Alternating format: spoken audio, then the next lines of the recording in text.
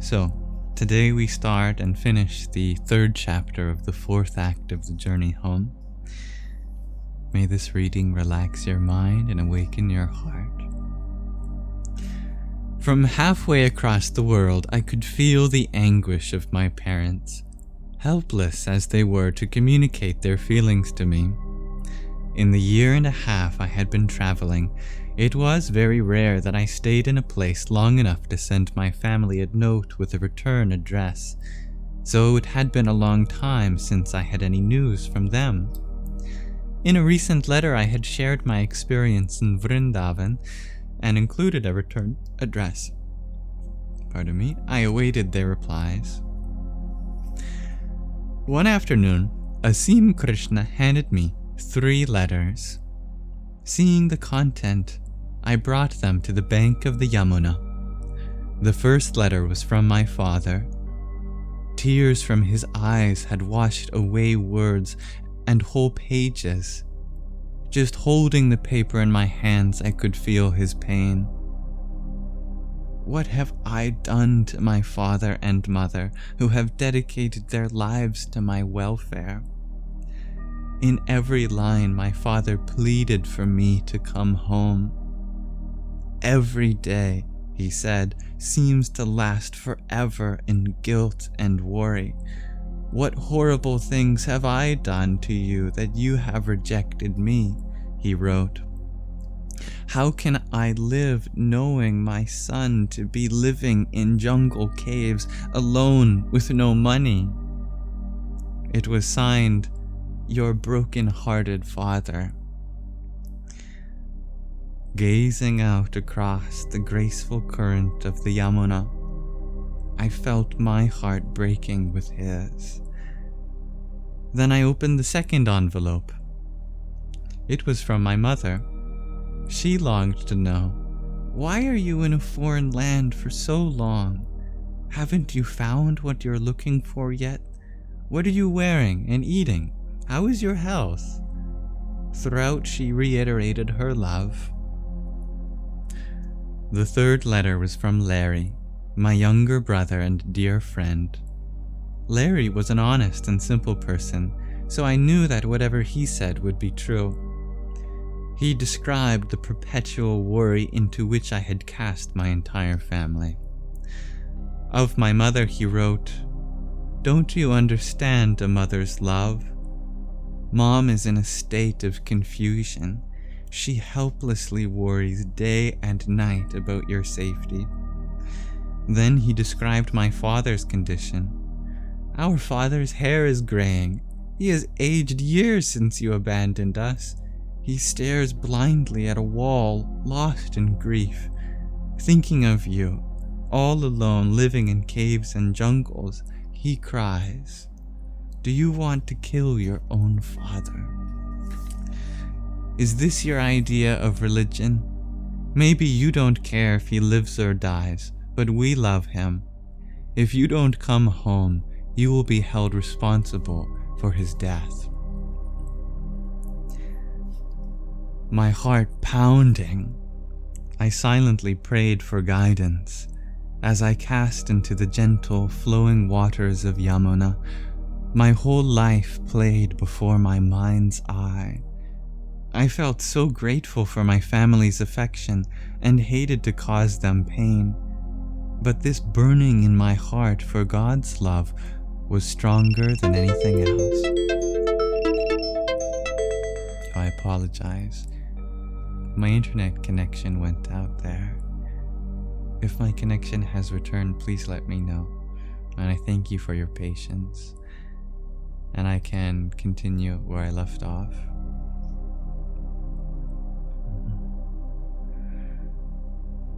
My heart pounding, I silently prayed for guidance. As I gazed into the gentle flowing waters of Yamuna, my whole life played before my mind's eye. I felt so grateful for my family's affection and hated to cause them pain. But this burning in my heart for God's love was stronger than anything else. I could not expect them to understand. I recalled my readings about great persons who, in their dedication to God, had borne the suffering of breaking loved ones' hearts. Upon hearing the call of God, Abraham was willing to sacrifice Isaac, his beloved son. Hearing his calling at Gethsemane, I don't know how to pronounce this biblical place, sorry. Gethsemane. Gethsemane. Lord Jesus accepted crucifixion, while his mother Mary wept bitterly beneath the cross. His apostles, too, left everything behind to heed his call. Hearing that same inner call, Prince Siddhartha Gautama left his loving family in tears as he disappeared into the forest to travel the path of becoming the Buddha. When the inner voice of God called for him, Shankaracharya, the greatest proponent of the path of non-duality, left home, breaking his poor mother's heart. And for our sake, Lord Chaitanya left his widowed mother in pools of tears. These saints and avatars, dissensions of the divine, are great, I thought, and I am small, yet a calling, this longing for the divine, has overcome me. I spent the day on the bank of the Yamuna praying for my family and praying for guidance. The next morning in the temple courtyard, I sat at the feet of Bon Maharaja and presented him the letters. Tears welled in his eyes as he read them. For a long time he stared across the courtyard, lost in thought. Then he turned to me and spoke. Long ago, when I was about your age, I accepted a life of renunciation. This caused my father and mother unbearable pain. It was a great test in my life. To break the hearts of your loved ones is often a price you must pay to accept a life of exclusive devotion. But you will see, in the passing of time, they will understand and appreciate your life. In fact, they will be proud of you. In the meantime, there is no restriction in the sadhu meeting his father or mother. You must search your own heart. In my reply to my father, I wrote, My dear father, on receiving your last letter dated September 14th, 1971, a painful sensation melted into my heart. Listen to what I say, not with ears, but with your tender heart. Each man must choose what he believes to be the most sacred path to follow in his life. If a man does not follow what he truly believes in, his life will have little meaning.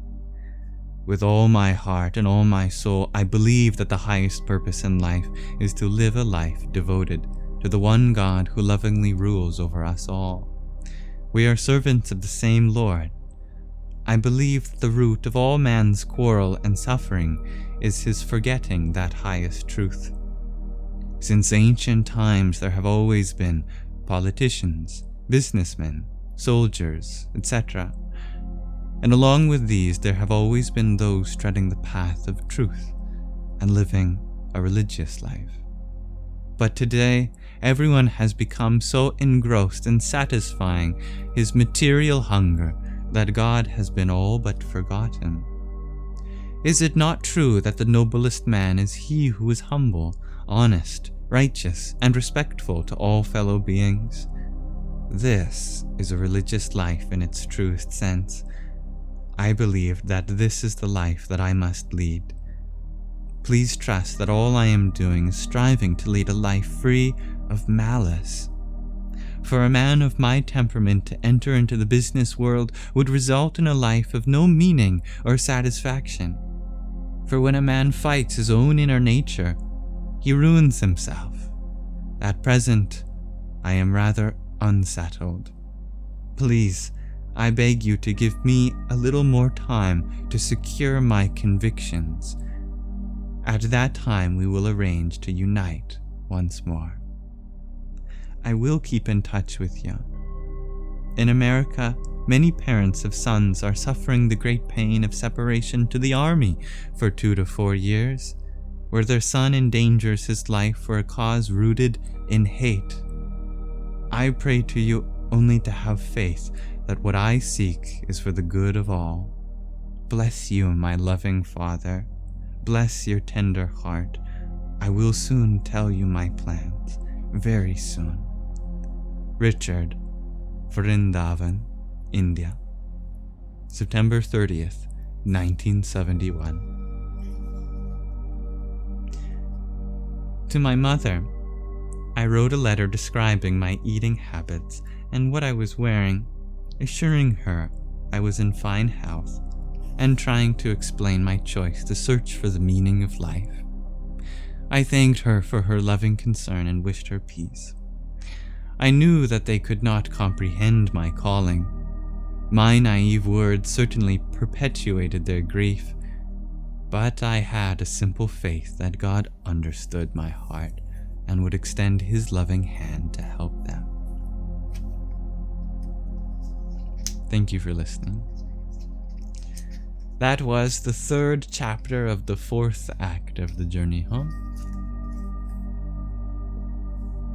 If you have any insights or if that brought up any discussion points, I'd be happy to go through them with you. But I look forward to exploring the 4th chapter of the 4th act of the journey home with you next time.